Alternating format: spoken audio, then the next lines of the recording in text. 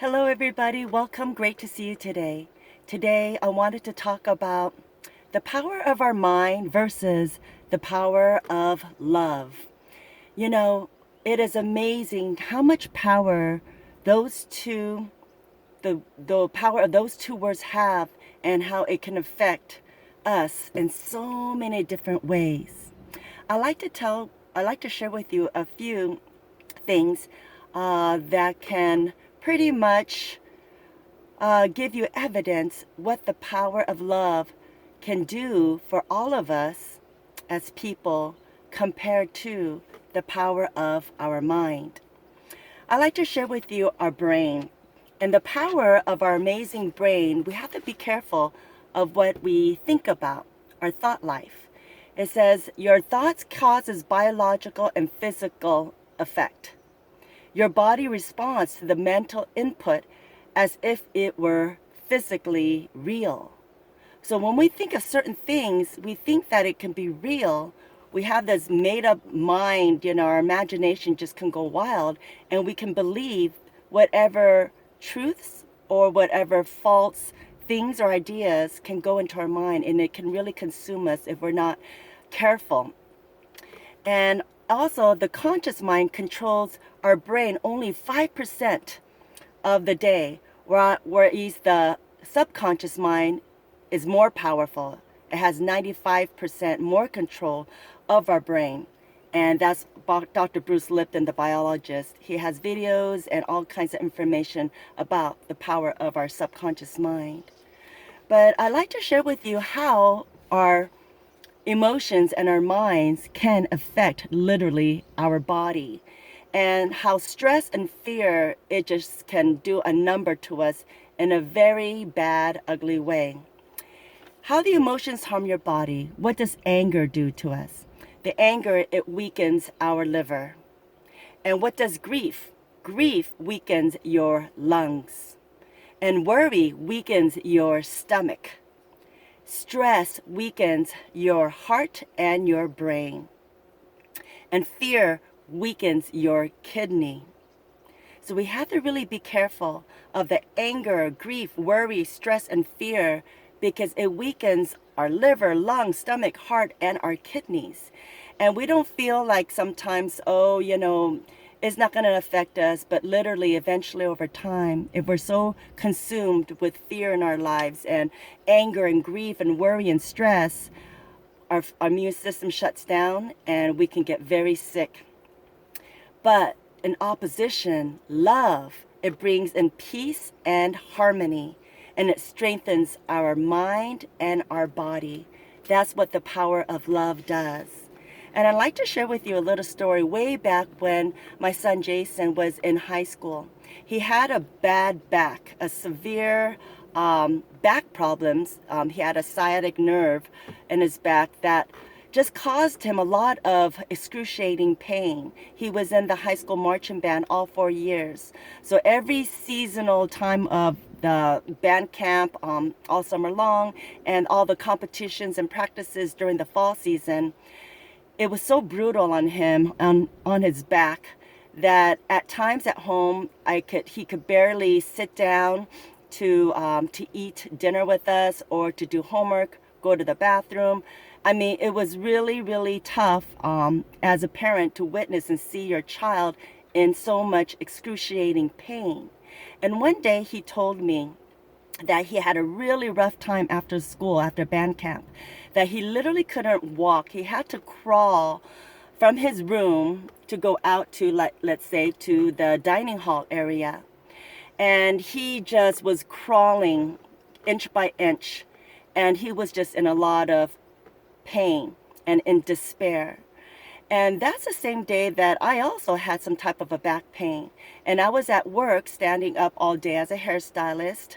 And I was just really trying to be careful how I moved my body position at work, because my back was just really acting up. I couldn't sit down or bend over. So I finally came home from work.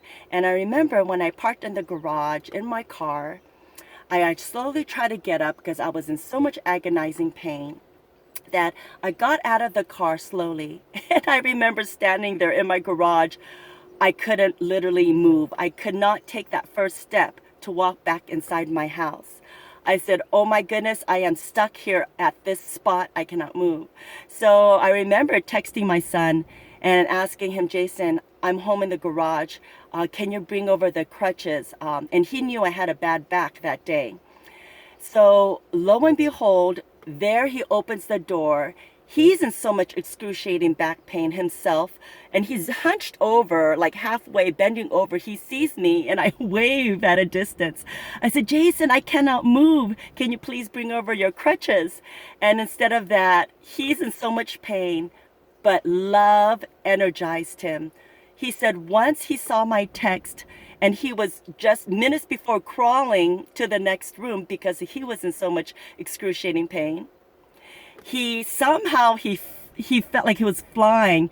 That love he had for me, his mother, it gave him the energy to just walk slowly over to the garage to see me stuck in pain, to walk down, and he held out his arm. So here we are, locked arm in arm, both of our backs hunched over together, walking slowly, side by side, step by step, up a couple of stairs, one step at a time, opened the garage door into my room, into my bedroom.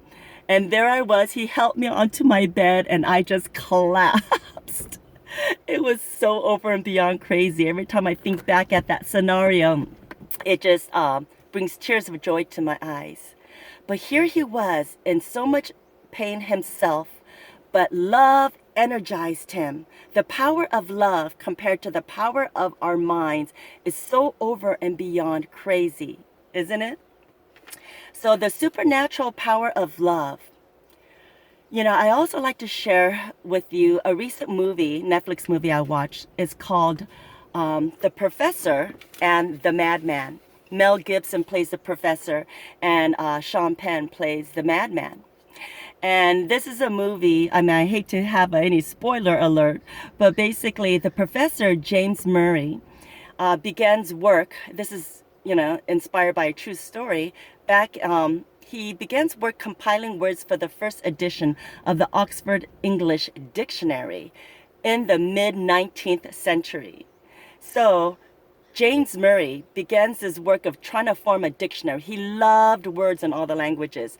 And then he receives, because he was asking for help for anybody around to help him bring together some words. And then he receives 10,000 entries from a patient at the Broadmoor Criminal Lunatic Asylum, Dr. William Minor. So basically, I just watched this movie. It was so amazing because Dr. Minor, he accidentally killed a man, mistaking him for somebody else, and they put him to the mental institute. And the wife, this woman, Dr. Minor, he was in so much guilt and shame because, he was part of a war and maybe he killed somebody, and all that guilt from that, it just negatively attacked his mind and he went crazy. So they put him in the asylum. But Dr. William Minor, he gave all of his finances to the widow, the wife. She had 5 children that because he accidentally shot the husband. And of course, in the beginning, she did not take his money. She refused. And after a while, the story, she decided to visit him at the mental hospital to see his eyes. And she saw him, and then it was hard in the beginning, but she graciously took his money to put food on the table and, clothes for the children and for herself.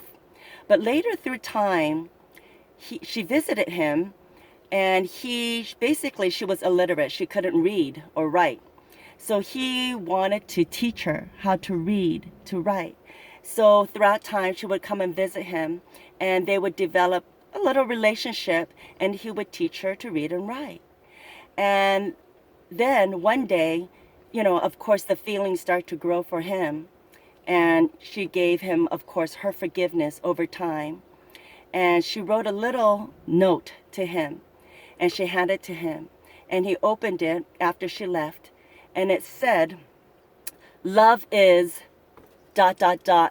then what?" He receives this, writing from this person that he taught her how to read and write. She wrote, if love, dot, dot, dot, then what? That was that little saying that was so powerful. And he couldn't accept her love because he was so much in guilt and shame of all his past doings. And basically, he just went crazy and he shut her out. But that love that she was able to offer him, here is this man killing her husband, who killed her husband, and she was able to forgive and offer her love to him. How crazy is that, right? And later in that movie too, the wife of of Murray, the professor James Murray, she was so disappointed later to find out that here she is with her children moving and trying to support her husband to move to another country to help him come up with the dictionary. And later to find out things were not going the way she planned, and things were looking really bad and negatively for her. So she just shut him out. And he handed her that same note that that wife, that woman wrote. If love, then what? And then again, love conquered. She went to that men's professors meeting at Oxford University and stood up and spoke for her husband, and he was able to continue his work in forming the dictionary. But the power of love versus the power of our mind, you know, some of us, we just feel like we're so hurt in our lives, and we feel like we just can't forgive another person. You know, and in spite of our own discomforts, in spite of our own pains, frustrations, selfishness, hatred, and unforgiveness, with the power of God's love, we have the ability to exceed the ugliness of humanity in a beautiful ray of light given to us by God's Spirit. Isn't that amazing? So either we have the power to choose. Are we going to give in to all that negativity in our thought life, in our mind? Or are we going to just give in to what we can embrace, the free gift of God's love to energize us and to be able to have that supernatural power to love another human being who has been so brutally wicked or evil to us in one way or another, to be able to forgive, to be able to just energize us. Like my son, he was in so much pain himself physically, but that love gave him that supernatural power to help out his mother in the garage. It is so over and beyond crazy. And let us allow our thoughts to be aligned with God's Spirit today. I'd like to share with you this Bible verse from Romans 8:6. And it says, "For to set the mind on the flesh is death, but to set the mind on the Spirit is life and peace." So the power of love is amazing, and all of us have it within. It says in 2 Timothy 1:7, "For God did not give us a spirit of fear, but of power and love and of a sound mind." Let us tap into our innate spirit, our innate power of a power of love, of a sound mind, and just to embrace that peace that surpasses all understanding that God gives to all of us freely. And it says in Philippians, "Finally, brothers and sisters, whatever is true, whatever is noble, whatever is right, whatever is pure, whatever is lovely, whatever is admirable, if anything is excellent or praiseworthy, think about such things." So let us refocus our attention, our mind, to whatever is good, right, noble, praiseworthy, lovely. Focus our mind on that. And when we focus on all the goodness of God's Spirit, His love naturally comes within us. And that Spirit of God is so powerful, it can just cancel out anything, all that negativity that's going to hurt us, that weakens our lungs, our kidneys, our brain, our heart, from all the worries and stress in life and grief, all of that. Let us make ourselves healthy today, mentally, physically, and spiritually. And you will be amazed with God's power. I'd like to share with you that recently I took my mother out to lunch and a little shopping. And she was such in great spirits. I mentioned before that my mother has a mental illness, and my father has to sneak in her daily medication in order for her to not have relapses and to keep her on a good, consistent mental condition each and every day. And he says to me that every day he tries to make my mother smile, to laugh 10 times a day. Isn't that over and beyond amazing? Because he knows if her mind starts going in a negative manner, it will spiral downward and she could stay stuck in there. And that is not good for her mental condition. So he tries to make her laugh. Any simple things, big things, take her to places, nature she likes to see, eat yummy food, make her laugh of anything humorous. My father is a very naturally positive man on this planet. It is really amazing. So it must have been working along with her medication and my father giving her the power of his love to his lovely bride, his wife, my mother. When I saw my mother and took her out, and I only see her periodically, maybe once every 5 or 6 months, here and there, she was in great spirits that day. Right when I picked her up, we were driving to a lunch and shopping. We were engaged in full conversation. She had the most sweetest spirit ever and alert. It was over and beyond amazing just to have that mother-daughter visit with each other. She was in great spirits. And I constantly in my heart just thank my father for intentionally making her smile and laugh 10 times a day to just make our mind healthy. So us too, let us try to just cancel out any type of negativity that might be in our mind. They may harm us in our body and make us sick. Help us, let us be helped by God's Spirit today to be aligned with His Spirit, receive His love so it can energize us to be strong, to be that light, and to love others as much as how God wants, how much God loves all of us, to overflow God's love and to shine His light and love to others. It says in Les Miserables, the musical, towards the end, that man, he went through so much throughout the musical in the storyline, but he said, to see the face of God, that's when you love others. When you love others, here he was a prisoner, and he did so much bad things in his life, lied, steal, cheated, everything. But he says, to love others is to see the face of God. So let us have that same love, that love that in the movie, the professor and the madman, when that lady was able to write, if love, ... then what? Question mark. Let that quote sit with you today, because love is so supernaturally powerful and it can do wonders for our soul. God bless you, and I'll see you next week. Goodbye.